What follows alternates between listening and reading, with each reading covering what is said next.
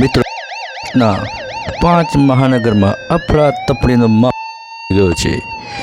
ગુજરાત ન્યૂઝના સમાચાર જોઈ સૌ સ્તબ્ધ થઈ જાય છે। તો શું છે આ સમાચાર? જુઓ આ સમાચાર મુજબ ગુજરાતના અમદાવાદ, વડોદરા, સુરત, રાજકોટ, ભાવનગર અને ગાંધીનગરના મળી કુલ 30 મ્યુનિસિપલ કોર્પોરેટરનું પાણીમાં ડૂબવાથી મૃત્યુ। આખા ગુજરાતનું સરકારી તંત્ર હચમચી ઉઠ્યું છે। અવનવા તર્ક રજૂ થાય છે। ઘણા લોકો આને પાકિસ્તાનનો હાથ ગણાવે છે, તો ઘણા લોકો કોઈ હની ટ્રેપ ગણાવે છે।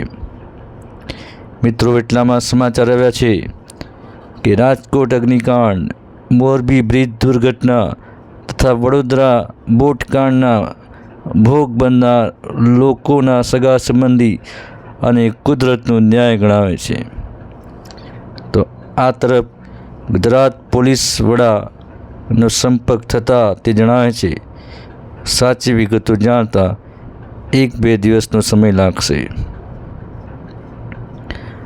આ દરમિયાન સરકારના મોટા મંત્રીનું એલાન, કોઈ મોટા ચમરબંધીને છોડવામાં નહીં આવે। 2 દિવસ બાદ 2 દિવસ પછી ગુજરાત પોલીસ વડા પ્રેસ કોન્ફરન્સ કરે છે અને કહે છે આ 6 મહાનગરપાલિકાના 30 કોર્પોરેટરમાં 15 સત્તા પક્ષના તથા 15 વિરોધ પક્ષના હતા। આ તમામ કોર્પોરેટરને નવા બનેલા અહાણી એડવેન્ચર ક્લબ તરફથી 5 દિવસ ફ્રીમાં તેમના રિસોર્ટમાં રહેવા ફરવાની સગવડ કરવામાં આવી હતી।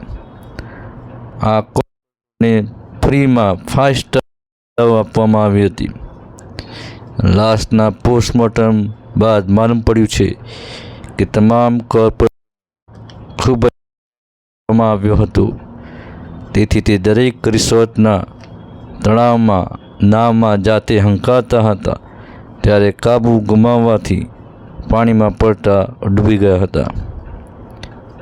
ત્યારે એક પત્રકાર પૂછે છે, તો સાહેબ, આ જે રિસોર્ટ શરૂ થયો આબુ, ઉદયપુર, નૈનીતાલમાં, ત્યાંના સ્ટાફની પૂછપરછમાં શું જાણવા મળ્યું?